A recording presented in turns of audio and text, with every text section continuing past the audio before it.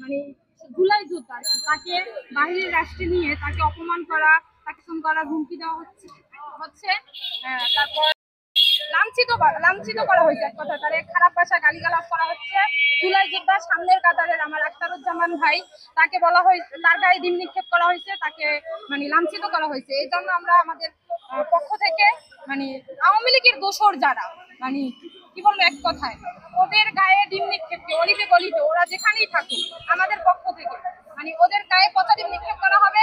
আর যখন প্রশাসন কোনো পদক্ষেপ নিচ্ছে না, এই সরকার কোনো পদক্ষেপ নিচ্ছে না, তাই আমাদের পক্ষ থেকে ওদের গায়ে ডিম নিক্ষেপ করা। ওরা যদি কোনো অলিতে গলিতে থাকে মানে পায়, ওরা যদি আমাদেরকে কোনো হুমকি দেয় বা লাঞ্ছিত করার চেষ্টা করে, আমরা যত নারী নেত্রী যারা আছি তারা আমরা এই আওয়ামী লীগের দোসরদেরকে জুতা পেটা করবো এবং তাদের গায়ে পচা ডিম নিক্ষেপ করবো, যাতে তাসনিম যারা আপুকে অপমান করা হয় নাই, এখানে সকল নারীদেরকে অপমান করা হয়েছে, ধর্ষণের হুমকি দিচ্ছে। এটা কেমন মানে বাংলাদেশে কিরকম আইন জানি না।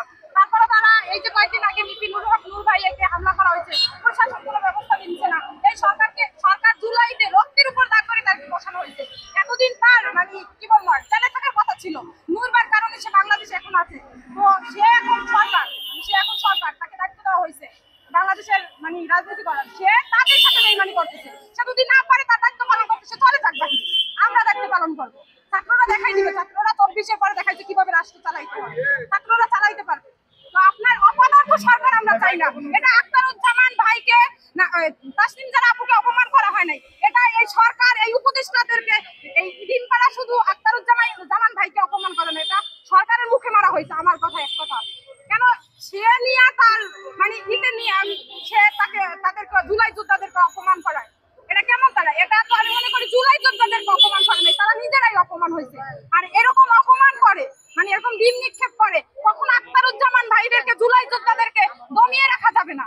এক কথা তারা বুলিদের সামনে বুক পেতে দিচ্ছে, তারা কখনো পুলিশের গুলিকে ভয় করে নাই, তারা কি ডিমকে ভয় করবে? ভয় করে কি পালিয়ে থাকবে? কখনোই না। এই সরকার ব্যর্থ, আমরা এই সরকার চাই না। যদি সে তার মতো দায়িত্ব